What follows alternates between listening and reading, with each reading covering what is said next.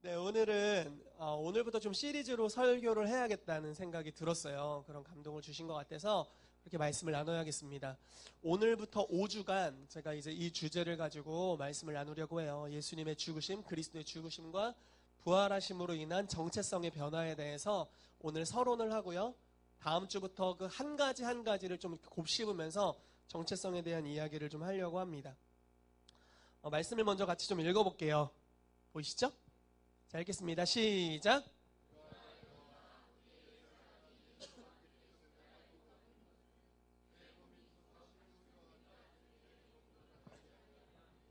이는 죽은 자가 죄에서 벗어나 의롭다 하심을 얻었습니다. 만일 우리가 그리스도와 함께 죽었으면 또한 그와 함께 살 줄을 믿노니 이는 그리스도께서 죽은 자 가운데서 살아나셨음에 다시 죽지 아니하시고 사망이 다시 그를 주장하지 못할 줄을 알미로라. 그가 죽으심은 죄에 대하여 단번에 죽으심이요 그가 살아계심은 하나님께 대하여 살아계심이니 이와 같이 너희도 너희 자신을 죄에 대하여는 죽은 자요 그리스도 예수 안에서 하나님께 대하여는 살아있는 자로 여길지어다. 아멘. 자, 이 말씀을 중심으로 주님의 마음을 나누도록 하겠습니다. 이런 주제로 좀 말씀을 나눌 거고요. 쭉 나가보도록 하겠습니다. 여러분, 사순절이라고 들어보셨나요? 제가 제일 못 들어본 것 같아요. 저희 교회력을 막 지키면서 저희가 이제 사역을 이끌어가질 않았었고, 저희 교회가 이제 성령께서 그때그때 주시는 감동을 쫓아갔었는데, 사순절이라는 기간에 대해서 주님이 다시 곱씹게 하시는 거예요. 이 기간은 이렇게 유래됩니다. 영어 렌트, 영어는 됐고요. 우리나라에서는 40일간의 기념일이라는 뜻을 취해서 이렇게 취하고 있어요. 그러니까 부활절이 있잖아요. 부활절이 이제 6주 뒤에 부활절인데 부활절을 기점으로 40일을 역순하는 거예요. 그래서 그 40일, 그러니까 부활절의 40일 전, 근데 몇 주 이렇게 주일을 제외한 40일 전으로 해서 예수님이 우리를 위해서 죽으시고 고난당하신 것을 묵상하는 특별한 기간으로 삼는 교회의 절기, 라고 보시면 됩니다. 그래서 그런 절기를 갔는데 왜 이것을 곱씹게 됐냐면 저희 애가 3월 6일 날 입원을 했어요. 그래서 애가 입원해서 마음이 아프다. 태어난 지 일주일 만에 입원을 하다니 이러고 있었는데 어느 날 이제 아이 생각하고 저희 부부가 이제 많이 울기도 하고 그러고 있었는데 씻고 있는데 항상 씻을 때 감동이 오는 건 참 좀 씻어라 이런 메시지인지 씻고 있는데 어떤 감동이 계속 오는 거예요. 사순절에 대해서 주님이 저는 사순절 별로 생각을 안 하고 살거든요. 사순절에 대해서 말씀하시면서 너희가 이때 이 네 가지를 다루어야 된다라고 하시면서 예수님의 죽으심과 부활로 인해서 너희가 어떤 존재로 변화되었는지를 너네 교회가 다루어야 될 때다. 이렇게 말씀을 하시는 거예요. 그러면서 이런 생각이 드는 거예요. 예를 들어 이제 저희 은총이 아직 태명으로 하고 있습니다. 이름을 아직 출생신고도 못하고 저희가 있는데 은총이가 아픈 이유, 그러니까 제가 어렸을 때 아픈 증상 그대로 아프고 있거든요. 제가 태어나자마자 얼마 안 됐을 때 황달이 좀 수치가 높아가지고 인큐베이터에 들어가서 이제 광선 치료 이런 거 받고, 제가 또 어렸을 때 기관이 천식이 있어서 호흡기에 좀 문제가 있었고, 커서는 심장병도 있었고 아무튼 인생 좀 그런데 근데 이제 다 치유돼서 너무너무 감사드리죠. 그런데 이제 이런 유전적인 요인이 있는 거죠. 이번에 저희 이제 할아버지 추도 예배를 드렸습니다. 저희 부모님 댁에 드렸는데 굉장히 재밌는 사실을 발견하면서도 위협적인 사실을 하나 발견했는데 무엇이었냐면 안타깝게도 저희 아버님이 당뇨세요. 근데 저희 막내 작은 아빠가 당뇨 판정을 받으셨습니다. 근데 저희 큰 고모가 당뇨십니다. 저희 막내 고모가 당뇨이세요. 그래서 혹시나 해가지고 셋째 작은 아빠한테 여쭤봤어요. 혹시 당뇨십니까? 당뇨시래요. 저희 아버지 가게에는 당뇨가 흐르고 있습니다. 저희 형이 이렇게 말하더라고요. 어차피 단 거 먹고 걸리나 안 먹고 걸리나 먹고 걸리자 이렇게 표현을 하던데 약간 유전적인 거죠. 저희가 이제 병원에 가면 그런 이제 유전적인 걸 보잖아요. 가계력을 본다고 하죠. 그래서 아버지가 혹시 당뇨세요? 가족 중에 당이 있으세요? 고혈압이 있어요? 이런 걸 보잖아요. 그런 것 같이 이런 게 뭔가 가계적으로 식생활도 비슷한 것도 있겠고 이런 것들이 이제 유전되어 오는 거죠. 이번에 은총이 사건을 보면서 이런 생각이 드는 거예요. 이 아이가 육신으로는 우리 가게, 우리 할아버지 할머니의 가게를 쫓아 태어난 자식이므로 우리의 기질을 물려받았죠. 맞습니까? 하관이 저와 비슷하게 생겼다는 설이 있습니다, 지금. 이 부분이 거의 비슷하다고 그런 얘기가 있는데, 이제 유전적인 걸 물려받았는데, 성경엔 이런 말씀이 있어요. 갈라디아서 말씀에 예수 그리스도를 믿는 이방인들은 아브라함의 자손이다 라는 말씀이 있습니다. 아브라함의 자손이라는 여러 가지 의미가 있지만 뭐 두 가지로 함축할 수 있을 것 같아요. 하나는 하나님의 가족이 되었다라는 거고, 하나님의 유전적인 것들을 물려받는 자가 되었다라는 뜻이죠. 또 하나는 아브라함의 자손, 아브라함은 하나님의 축복을 받은 믿음의 조상이죠. 이 사람의 삶에는 뭐 어려움들이 있었지만 항상 돌파와 은총이 있었어요. 심지어 죄를 범할 그때에도 은혜가 임했던 사람입니다. 근데 아브라함의 자손이라는 것은 바로 그 하나님의 모든 축복을 누리는 자손이 되었다라는 것이고, 모든 저주로부터 자유케 되었다라는 것을 뜻하는 거죠. 그래서 저희가 믿는 것은, 예수 그리스도를 믿는 저와 여러분들은 다 아브라함의 자손이 되었다라는 거예요. 아멘이시죠? 이미 저와 여러분들은 아브라함의 자손입니다. 근데 그게 우리가 예수님을 믿음으로 이 말씀이 여러분들에게 실제로 이게 계시로 다가오기 시작한다면, 이 말씀이 실제 여러분들의 삶에서 열매를 맺기 시작할 거라는 거예요. 그래서 저희 집안은요, 영적 전쟁이 있어도 조금 기분 나쁘고 말아요. 근데 은총이 아니었던 거야. 연계가 조금 문제가 있게 느껴지더라고요, 며칠 동안. 근데 아이가 아플 줄은 몰랐던 거죠. 그런데 이제 이런 걸 깨닫게 해주시는 거예요. 이 아이가 너희 가게 가운데 있지만 아직 뭐 아이가 어떻게 믿을 수 있겠어요? 우리가 끼고 막 이렇게 살고 있는데 아브라함의 자손이 되는 영역까지 가야 되는 거죠.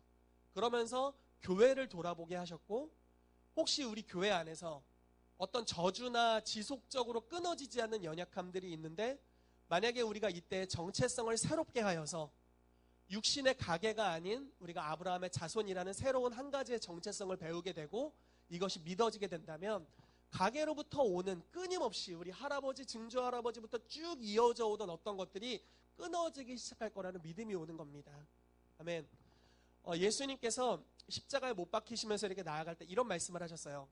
이제 마귀가 나를 십자가에 못 박기 위해 올 것이다. 그러나 저와 나는 공통 분모가 없다. 관계할 것이 없다라고 선언하십니다. 무슨 말이냐면요, 예수님은 죄가 없으셨기 때문에 사단이 예수님한테 역사할 수 있는 여지가 없어요. 예수님은 자발적으로 본인 스스로 우리를 구속하기 위해 십자가로 걸어가신 거였고, 마귀는 마귀 나름대로 예수님을 죽이기 위해 역사했던 거죠. 그러나 우리는 조금 달라요. 공통 분모가 있어요. 그러니까 우리가 죄를 지면 그게 마귀에게 틈을 주게 되는 영역이 있습니다. 그래서 이 공통 분모들이 제거되어야 되는데, 이건 뭐 행위적인 죄의 영역도 그렇지만 가장 중요한 것은 정체성의 영역이에요. 우리의 정체성의 영역에 마귀가 역사할 수 있는 공통 분모가 무엇이 있는지, 만약에 이것을 제거하기 시작한다면 하나님께서 우리 가운데 역사하시기가 훨씬 좋을 것이고요, 우리 가운데 만약에 지속적인 연약함이 있는 사단의 역사들이 끊어질 것이라고 믿습니다. 아멘. 여러분, 이 설교를 사실 다 하면 여러분들 오늘 집에 못 가시기 때문에 요약해서 해보겠습니다. 이사야 53장 말씀에 이런 말씀이 있어요. 예수님이 채찍에 맞으심으로 우리가 나음을 입었다. 이 말씀 믿으시죠? 신기한 건 무엇이냐면요, 그가 채찍에 맞음으로 너희가 나음을 얻었다라고 나와요. 과거 완료입니다. 다시 말해서 예수님이 십자가에 못 박히실 때 채찍을 맞으셨죠. 이렇게 표현해요. 40에 하나 감한매, 즉 39대를 맞으셨다라는 것이고, 그 채찍의 특징은 그냥 이런 줄로 돼 있는 밧줄로 돼 있는 채찍이 아닙니다. 그 안에는 쇠 부치와 동물의 뼈들이 달려 있습니다. 그래서 채찍질을 할 때 몸에 박혀요. 박힙니다. 그리고 잡아떼면 살점이 같이 뜯어져 나가는 채찍입니다. 그런 채찍을 39대를 맞으셨다라는 것이고, 그러니까 몸이 머리끝부터 발끝까지 성한 곳이 없이 갈갈이 찢겨지셨습니다. 여러분, 다른 죄수들, 십자가에 예수님과 함께 못 박혔던 다른 죄수들은 자기 십자가를 자기가 지고 끌고 갑니다. 그러나 예수님은 그럴 여력이 없으셨어요. 너무 많이 맞으셔서. 그래서 그냥 그 지나가던 구레네 시몬에게 그걸 다시 이렇게 하게 하고 그냥 끌려가잖아요. 완전히 탈진해서 십자가에서 돌아가셨습니다. 그런데 그 채찍에 맞으심으로 우리가 나음을 입었다, 이미 얻었다라고 선언하고 있어요. 근데 여러분 어떻습니까? 때로는 저희가 아프기도 하죠. 질병도 생기기도 하죠. 그리고 병원에 입원할 때도 있고 수술을 받을 때도 있고 여러 가지 어려움이 있습니다. 그런데 성경은 분명히 말하기를 너는 나았다라고 선언하고 있는 거예요. 이게 정체성에 대한 부분이죠. 주님, 저는 아픈데요? 근데 성경은 말하기를 너는 나았다. 아니, 나 지금 통증이 있다고요? 너는 나았다. 자꾸 우기세요, 주님이. 이게 무엇이냐면 2000년 전에 있었던 사건은 나를 낳은 자, 치유받은 자라고 정체성을 정의하고 있어요. 그런데 현재 나는 아파요. 근데 우리가 믿게 될 때 하나님이 나를 위해 대가를 지불하신 내가 치유받았다는 것을 믿는 그 순간 2000년 전에 일어났던 예수님이 못 박혔던 사건이 지금 나에게 적용되는 거예요. 아멘. 순간 정체성의 변화가 일어나게 되는 것입니다. 제가 굉장히 존경하는 어떤 한 목사님이 계세요. 그분이 어렸을 때 심장병으로 시한부 인생을 선고받았어요. 제가 알기로는 6개월인가 9개월 뒤에 넌 죽을 거다. 근데 아직 10대 청소년이었습니다. 맨날 침대에 누워있는 생활을 했어요. 그러다가 어느 날 이런 말씀들을 자기가 듣게 된 거예요. 성경에 있는 치유에 대한 성경 구절을 찾아봤는데 자기 보고 자꾸 나섰대. 성경이 나보고 자꾸 나섰대. 난 아파 죽겠는데. 그런데 어느 날 너무 몸이 고통스러운데 주님이 이렇게 말씀하시는 음성을 들었대요. 건강한 아이는 아침 9시에 일어나느니라. 주님 아파요. 다시 말씀. 건강한 아이는 아침 9시에 일어나느니라. 아, 그러면 나보고 건강한 아이라고 하시는 건가요? 건강한 아이는 아침 9시에 일어난다. 그래서 나는 심장에 여전히 통증이 있고 계속 누워 있어야 되고 나는 6개월 뒤에 죽을 사람인데 상관없이 그냥 일어났대요. 어떻게 됐을까요? 넘어졌어. 일어나서 바로 넘어졌어. 주님 또 말씀하시는 거예요. 건강한 아이는 9시에 일어난다. 넘어진 상태로 또 일어나다 또 넘어지고 또 일어나다 또 넘어졌습니다. 주님 계속 말씀하세요. 건강한 아이는 9시에 일어난다. 참 고집불통이실 때가 많아요. 일어났어요. 침대를 붙잡고 일어났는데 갑자기 벼락을 맞은 것 같은 느낌이 들더래요. 그리고 완전히 나았어요. 이분이 돌아가실 때까지 건강하셨어요. 80몇 세인가 90몇 세에 돌아가셨는데 돌아가실 때까지 강건한 육체를 가지고 사시다 돌아가셨어요. 이게 바로 정체성에 대한 계시죠. 이분이 받은 건 그리스도께서 나를 위해 행하신 일이 2000년 전에 있었던 사건인데 그게 그냥 그분이 알아서 행하신 게 아니라 나를 위해 행하신 것이라고 믿어진 것입니다. 그리고 갑자기 존재가 바뀌어버린 거예요. 존재가 바뀌는 기적을 경험하게 된 것이죠. 여러분, 이 교회에 이런 일이 일어나게 되길 주 예수 이름으로 축복합니다. 2000년 전에 예수님께서 십자가에 못 박혀 죽으셨어요. 무엇 때문에? 저와 여러분들의 죄 때문에 죽으셨습니다. 죄를 짓는 자는 당연히 심판을 받게 되고 그 심판의 대가는 무엇이냐면 영원한 사망에 처하게 된다라는 것입니다. 한 번 죽는 것은 사람에게 정하신 것이요, 그 이후에 심판이 있는데 믿지 않는 자, 죄를 범한 자의 심판은 둘째 사망의 해라는 거예요. 아멘이시죠? 자, 둘째 사망의 해가 뭡니까? 계속 죽는 거야. 2번 죽는 거야. 쉽게 말해서 죽음의 고통을 계속 맛보지만 죽지 않는 상태로 영원히 있는 겁니다. 성경에 이것을 비유로 이렇게 표현해요. 불로 소금 치듯함을 받으리라. 그러니까 생선 소금으로 절여 놓듯이 불로 소금 치듯함을 받는다. 또 하나는 구더기로 이불을 삼는, 이게 좀 더러운 구절인데 구더기로 이불을 삼으리라. 그러니까 엄청 더럽고 찝찝한데 불타는 형벌을 받으면서 그 상태를 영원히 지속하는 것이 바로 둘째 사망의 해죠. 모든 범죄한 자는 그 대가를 받게 된다. 이게 성경에 말하고 있는 것이고 이것이 진리입니다. 그분이 그것을 부인하던 무슨 그런 게 어딨어 라고 하던 그거를 너무 두려워하던 상관없이 그 모든 대가는 다 지불될 거예요. 근데 하나님이 우리를 사랑하심을 믿으시죠? 그래서 그 형벌을 우리 가운데 주길 원하지 않으시고 의도적으로 자기 아들을 우리를 위해 보내셨습니다. 우리가 당해야 되는 모든 지옥의 형벌의 고통을 예수님께서 십자가에서 한 몸에 받으셨죠. 그래서 죽으셨고 하나님과의 교제가 끊어지시고 단지 육체의 고난을 당하셨을 뿐만 아니라 그분의 영이 사망의 고통을 통과하셔야만 했습니다. 그러고 나서 부활하셨죠. 이 사건을 믿는 자마다 하나님의 자녀가 되는 권세를 주셨고 천국의 시민권을 얻게 하셨고, 아멘이시죠? 우리를 아브라함의 자손이 되게 하셨고 하나님의 형상과 모양으로 새로운 피조물이 되게 하셨다라는 것입니다. 여러분, 그런데 이것이 단지 교회 열심히 다녀요, 그리고 내가 예수님 믿어요, 나 크리스찬이에요, 이렇게 말하는 것으로 되는 것이 아니라 이 한 가지 한 가지의 말씀을 곱씹으며 실제로 믿게 될 때 존재가 정말 변화되게 되는 거예요. 초자연적인 존재로 존재가 완전히 새로워지는 것입니다. 여러분 이 시즌에 이것을 경험하게 되시기를 주 예수 이름으로 축복합니다. 이렇게 하다 보니 설교 내용을 다 한 것 같아요. 주여 너무 좋아하셔가지고 이렇게 한 번씩 보여드릴게요. 예, 예수님이 죽으시고 부활하셨다라는 내용이고요. 자, 보시면 됩니다. 나는 설교를 너무 열심히 준비했는데 이렇게 가면 너무 억울하긴 한데, 네. 그래서 다음 주부터 4가지의 정체성의 변화를 다루겠습니다. 첫 번째는 그래도 하나 하고 가야죠. 아담의 죄성을 물려받은 옛사람, 지옥 갈 수밖에 없는 사람이죠. 그런데 예수 그리스도의 핏부림을 믿음으로 새로운 피조물이 됐다, 새롭게 창조된 존재가 됐다라고 말합니다. 요한복음 3장 말씀에는 하나님으로부터 태어난 자들이라고 표현합니다. 하나님이 우리를 낳으셨다라고 말씀합니다. 고린도후서 5장 17절 말씀 같이 읽어볼게요. 시작.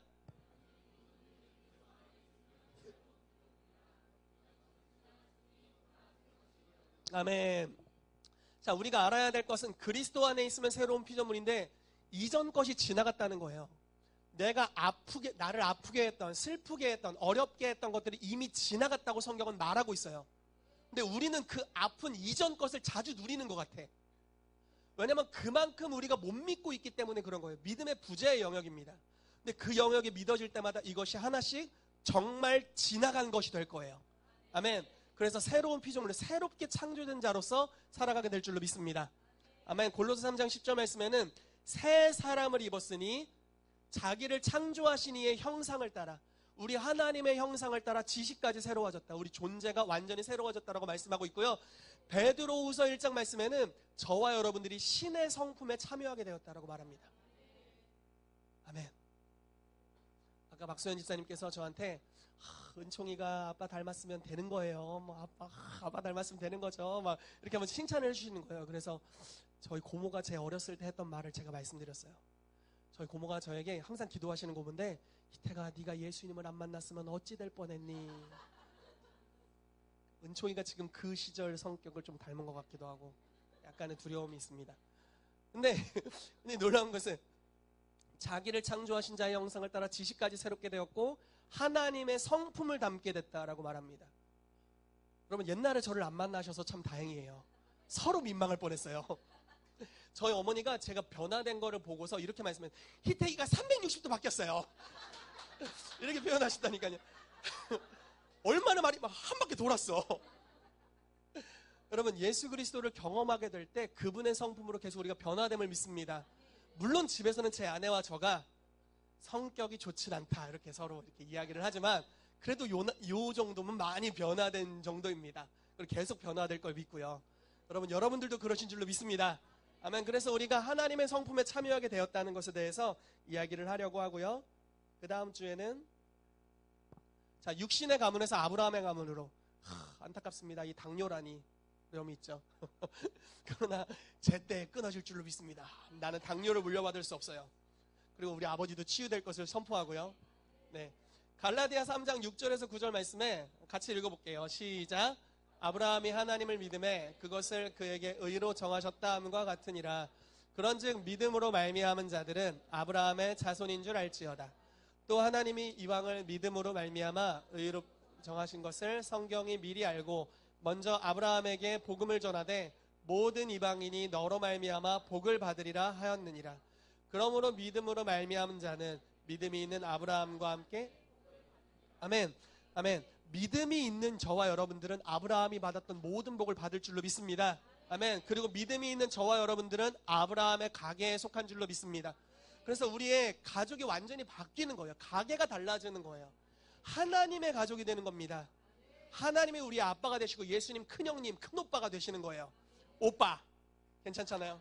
우리 오빠, 우리 형님 괜찮잖아요. 예수님 우리의 형님이 되시는 거예요. 그래서 우리의 존재가 완전히 새로워지는 겁니다. 예수님이 심지어 이렇게 표현하셨어요. 나 신이야. 그러니까 막 사람들이 와가지고 네가 무슨 사람인데 신이냐 그랬더니 그거 알아? 너도 신이야. 왜냐면 시편 말씀에 이런 말씀이 있어요. 신들의 모임 가운데 하나님이 강림하셨다라는 말씀이 있어요. 무슨 말이냐면요, 저와 여러분들이 예수 그리스도를 영접하면 존재가 달라져요. 인간의 형상을 입고 있었지만 예수님은 하나님의 아들이셨죠. 신의 속성이 우리의 삶에 입혀지게 됩니다. 그래서 뭐 초자연적인 사역들이 가능한 거예요. 상필 집사님이 뭐 이렇게 실습을 하시고 기도하셨대잖아요. 무기력증에 애가 있는데 무기력증이 어떻게 걸려요? 얼마나 바쁜데. 근데 그 정도면 굉장히 심각한 거죠. 그런데 그 사람이 단번에 치유된 거예요. 의학적인 치유 뭐 했겠죠. 나름 했겠죠. 안 되는 거예요. 그런데 하나님이 손대시니까 단번에 이루어지는 겁니다. 하나님의 역사죠. 여기 뭐 이렇게 가려움증에 이렇게 뭐 이렇게 딱쟁이 즉각적인 치유들이 풀어지게 되는 거예요. 왜 이게 저분을 통해 가능하냐? 저분만 가능하냐? 아니에요. 저와 여러분들에게 하나님의 속성이 입혀졌기 때문에 그렇습니다. 여러분, 저와 여러분들은 존귀한 자들임을 믿습니다. 단지 치유가 필요한 사람들을 뛰어넘어서 치유할 수 있는 자들로 우리를 부르셨음을 믿습니다. 아멘. 빨리 넘어가라고 아멘을 크게 하는 것 같습니다. 할렐루야.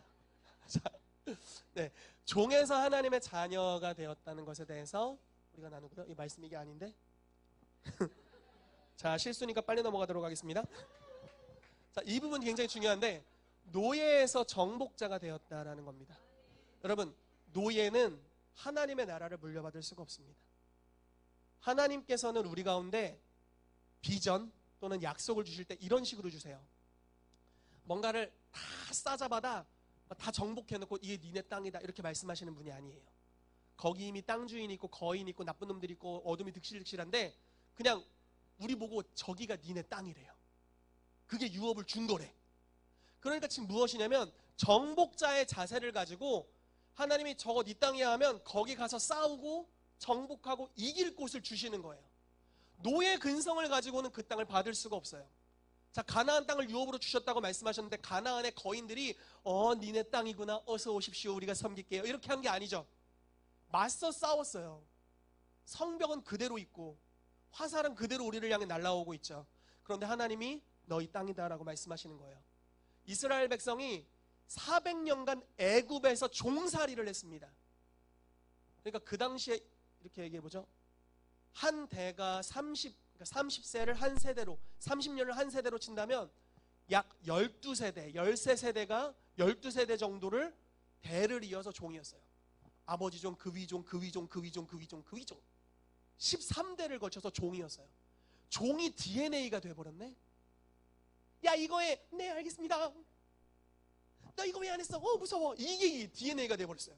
정복은 무슨 명령 듣고 순종하는 것도 막 안 하면 맨날 두드려 맞고 그걸 당연시 여기며 12대 13대를 살아온 이스라엘 백성이에요. 근데 주님께서 의도적으로 길갈이라는 곳에서 애굽의 수치를 벗겨버립니다. 노예의 수치를 그때 벗겨버리셨어요. 이제부터 너희는 노예가 아니야. 너희는 가나안 땅을 정복할 자들이야 라고 선언하십니다. 잘 보세요. 이게 여호수아를 지금 연구할 새가 없어서 이게 빠르가지만 여호수아 5장 9절입니다. 길갈에서 애굽의 수치, 노예의 수치를 벗겨버립니다. 5장 13절이에요. 몇 구절 지나지 않았어요. 갑자기 한 사람이 칼을 빼어 서 있는데 이 사람 누구냐면 여호와의 군대 대장입니다. 정복자 중에 정복자가 왔어요. 자, 노예의 수치를 가진 자들의 대장으로 하나님 오실 수 없어요.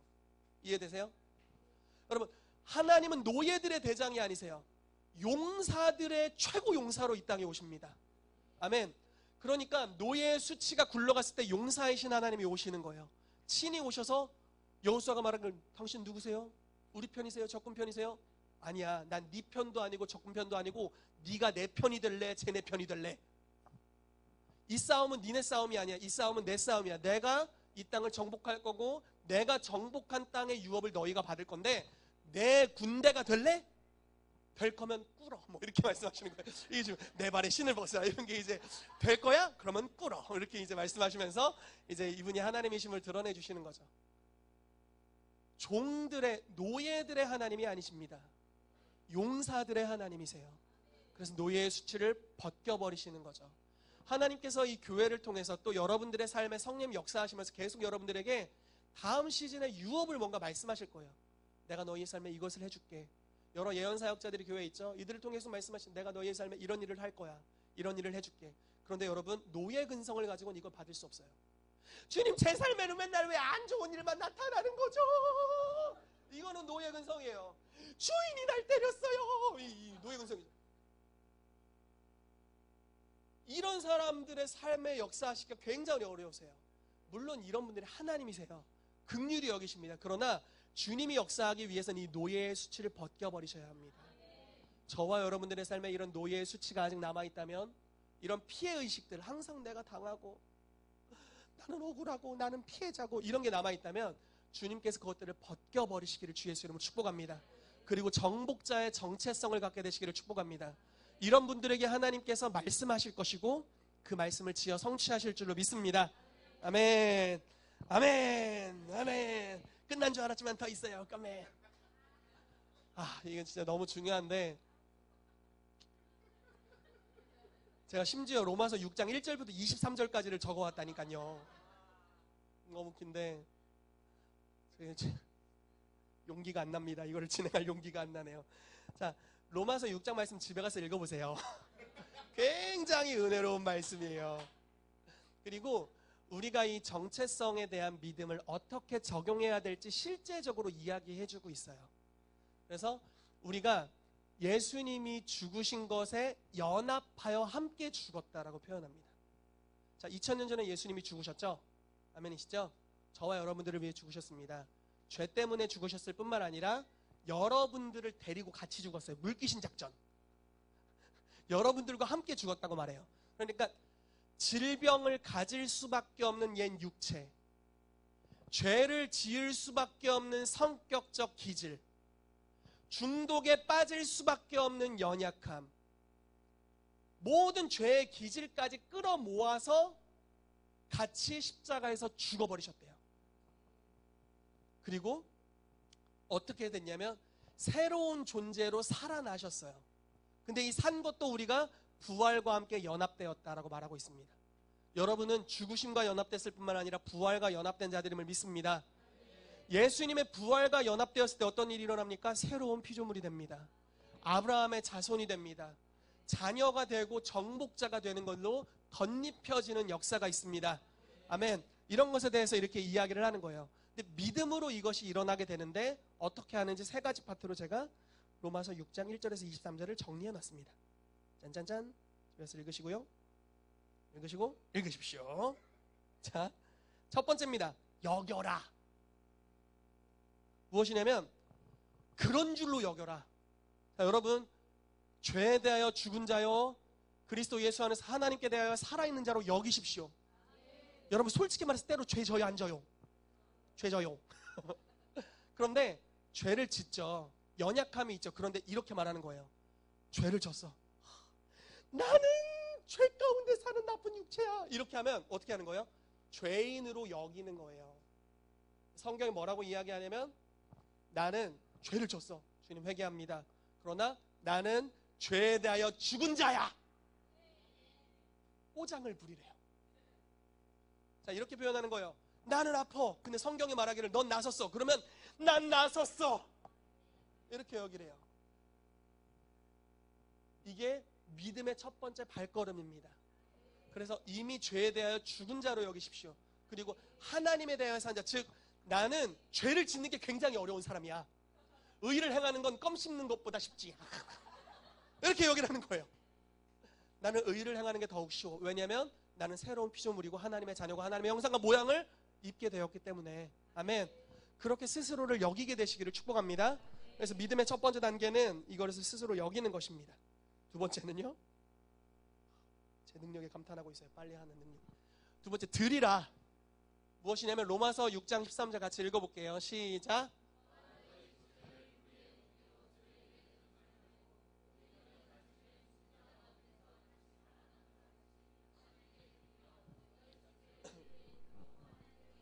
아멘.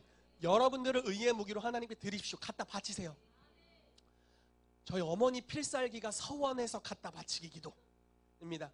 제가 어렸을 때 천식이 있었을 때 저희 어머니가 이제 막 발작이 일어나고 있었겠죠. 막 호흡이 안 되고 어머니가 주님의 것입니다. 바치니까 나서버렸네. 이 바치는 게 능력이 있어요. 갖다 바치니까 새로운 피조물이 돼버렸잖아요. 여러분, 여러분들 자신을 하나님의 것으로 드리십시오. 전혀 아깝지 않아요. 아멘. 우리는 바쳐질 때 훨씬 더 놀라운 존재가 됩니다. 저와 여러분들의 삶은 여러분들의 것이 되지 않게 되기를 축복해요. 아멘. 내 남편의 삶은 내 거야. 아닙니다. 하나님의 것이에요. 믿으시죠? 아멘. 내 아내는 하나님 겁니다. 내 자녀도 하나님 거고 부모님도 하나님 거예요. 주님의 것으로 확 바쳐버리세요. 그러면 오히려 더 얻게 될 것입니다. 아멘. 최고의 것으로 받게 될 거예요. 그래서 여러분들의 삶을 주님께 내어드리십시오. 하나님, 당신의 영광을 위해 나를 사용해 주십시오. 주님을 드러내는 자가 되게 해 주십시오라고 갖다 바치십시오. 그러면 그것이 새로운 정체성으로 사는 비결인 줄로 믿습니다. 마지막 세 번째입니다. 순종하라입니다. 로마서 6장 16절 말씀 같이 읽어볼게요. 시작.